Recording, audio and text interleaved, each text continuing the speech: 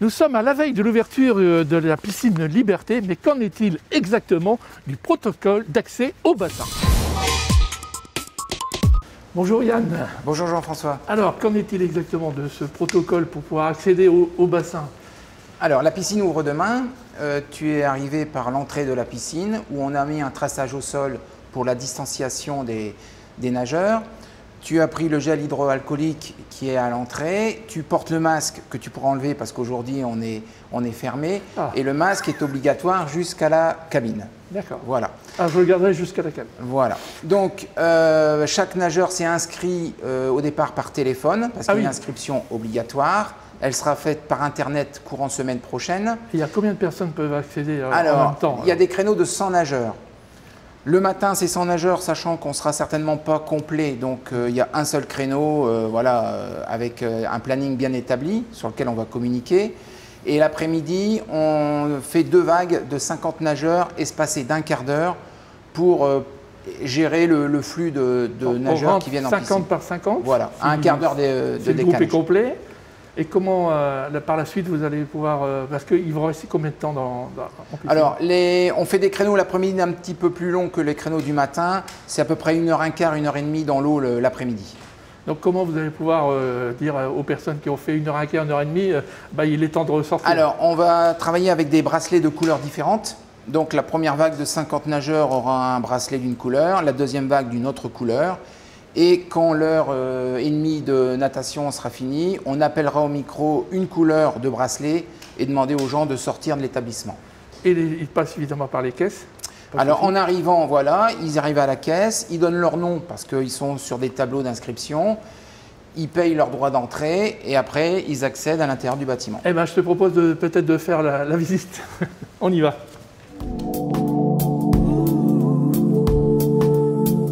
Bon alors Yann, si tu peux m'expliquer dans quelle zone nous nous trouvons là? Alors, une fois passé à la caisse, on arrive dans la zone où les futurs nageurs enlèvent leurs chaussures. Alors ici, dans le temps, il y avait beaucoup de bancs. Voilà, c'était équipé de nombreux bancs qu'on a retirés et on a remplacé par quelques chaises afin que les gens en difficulté puissent s'asseoir, mais éviter la proximité des uns et des autres dans cette zone spécifique. Alors la phase suivante, c'est donc, je suppose, l'accès aux cabines. Voilà, alors on a aussi supprimé tout ce qui est sèche-cheveux, parce que c'est interdit dans le protocole. Donc voilà. Et puis donc, une fois déchaussés, on a accès aux cabines où les gens peuvent se changer et mettre leurs affaires dans un sac. Combien de cabines? 51. Une cabine en 2 zones géographiques bien différentes. Donc on pourra orienter les gens à droite et à gauche pour encore une fois éviter l'afflux de nageurs sur un même lieu. Alors une fois qu'ils sont déshabillés, ils ont leurs vêtements et je suppose qu'on les met dans les fameux casiers. Alors il y a des casiers de proximité par rapport où se trouvent les cabines et on a supprimé d'autres casiers qui ne servent pas pour le nombre de nageurs et où se trouvent les cabines. Alors on a mis nos affaires, on a récupéré la clé, on a mis nos affaires dans les casiers, c'est la phase suivante, c'est bien sûr la douche. Voilà, direction la douche. Eh bien on y va. Bon Yann, on est devant 2 couloirs, alors à quoi ça consiste? Alors ça correspond aux zones géographiques des cabines. Donc couleur bleue de 1 à 28 pour les cabines à gauche quand tu rentres et couleur 29 à 50 en jaune sur les cabines de droite quand tu rentres, avec l'accès aux douches avec 2 couloirs définis. Donc on pourra bientôt jouer au loto là. Tout à fait. Donc moi j'avance dans mon couloir. Voilà, moi je respecte le mien. Là les couloirs sont interrompus parce qu'il y a accès aux toilettes. Aux toilettes, voilà, comme ça chacun pourra y aller en fonction de ses besoins. Et puis on arrive à proximité des douches. Des douches. Il y a aussi l'accès à l'espace extérieur. Ah, on pourra quand même accéder à l'extérieur. Ben oui, parce que imaginons les gens qui sont en studio ou en appartement, qui ne sont pas forcément des nageurs mais qui veulent prendre un bain de soleil. Ils ont l'accès à l'extérieur de la piscine, moyennant aussi le fait de prendre leur serviette, qui sera là autorisée. Et ils peuvent aller prendre un bain de soleil sur l'espace extérieur. En plus, il y a du soleil en ce moment. Voilà, il faut espérer que ça continue. Alors, donc, on est aux douches. Voilà, donc le protocole fait qu'on est obligé de condamner une douche sur 2, ce qui limite aussi le nombre de nageurs. Donc, on a 22 douches en 3 zones. Cette zone ici, la deuxième zone qui est derrière toi, et puis ici les cabines. D'accord. Voilà. Donc après, passage aux douches, savonnage obligatoire. Savonnage obligatoire, ça c'est très important. On mettra à disposition du savon pour les gens qui n'en ont pas. Et après, il y aura accès au bassin. Par le pellicule. Voilà. C'est ça le Pédiluve. terme. Ah, oh là. Bon, très bien. Il n'y a que toi qui peux le prononcer, moi. Donc on va vers le bassin. Oui, je t'accompagne. Bon, Yann, nous sommes maintenant dans le bassin. Alors, comment ça va se passer? Les gens vont pouvoir accéder à l'eau, comment? Alors déjà, Jean-François, tu peux retirer ton masque. Ah oui, c'est vrai. Voilà, le masque est obligatoire jusqu'aux cabines.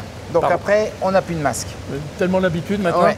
Alors, donc, je reviens à ma question. Ils vont pouvoir emprunter les différents couloirs comme ils veulent ou pas? Voilà, donc le bassin est équipé de lignes d'eau avec des niveaux différents par nageur. D'accord. Donc il va y avoir des panneaux d'information pour dire que tel couloir est réservé aux très bons nageurs, aux nageurs moyens ou aux débutants.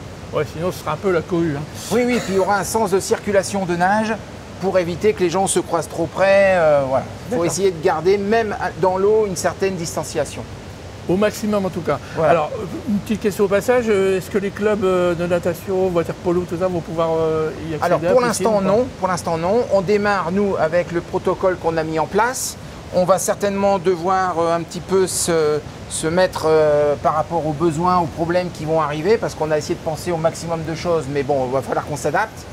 Hein. Et à savoir aussi, chose que je n'ai pas précisée, que toute affaire personnelle est interdite au bord du bassin. Ah Seul oui, le bonnet, le bonnet et les les lunettes de nage sont autorisés. Seulement le bonnet et les lunettes. Voilà. Alors il y a une chose qu'on n'a pas parlé, c'est les familles, mais on va peut-être aller sur place. Je vais te montrer. Bon Yann, on est dans ce beau, bel espace loisir, mais que devient-il avec ce protocole? Alors, le bassin ludique perd un petit peu sa vocation première, c'est-à-dire que par obligation sanitaire et protocolaire, on ferme la pataugeoire, on ferme la nage contre-courant, on ferme le banc avec les remous pour n'ouvrir qu'une partie du bassin et qu'on va appeler bassin famille. Oui, d'accord. Donc c'est vraiment la fonction première, c'est les enfants, accueillir les enfants et les parents. Tout comme peut-être il y a un autre endroit où on va le faire. Oui, le bassin d'apprentissage qui est au bout du bassin sportif est divisé également en 4 parties pour accueillir au moins 6 à 8 familles pour dire qu'elles viennent prendre un peu de plaisir et du bon temps dans notre établissement.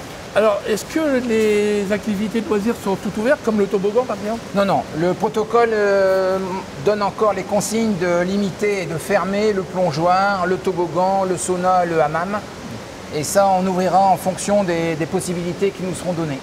Alors, petite question naïve peut-être. Les familles qui sont ici, est-ce qu'elles vont pouvoir accéder à l'espace extérieur? Alors non, comme je te l'ai expliqué tout à l'heure, l'accès extérieur se fait juste avant les douches. Il y a un circuit à respecter. Donc voilà, on peut aller dehors avant les douches. De dehors, on pourra revenir dans le bassin en passant par les douches. Mais l'accès ici à l'extérieur n'est pas possible. Bon, donc c'est quand même une bonne nouvelle. On va pouvoir accueillir combien de personnes dans une semaine par exemple? Alors la jauge sur une semaine, si tous nos créneaux sont pleins, est à plus de 3000 nageurs par semaine. C'est déjà pas mal. C'est bien, hein, c'est très bien. Ben, merci Yann pour toutes ces explications. En tout cas, on ne peut qu'inviter toutes les Corbrésiennes et les Corbrésiens à venir nombreux, enfin, dans la limite des 3000 bien sûr, par semaine, venir se détendre ici ou tout simplement faire du sport et nager. C'est tout ce qu'on demande en tout cas dans ces moments un peu difficiles. Quant à nous, ce magazine est terminé. On se retrouve bien sûr la semaine prochaine. Bonne semaine à toutes et à tous.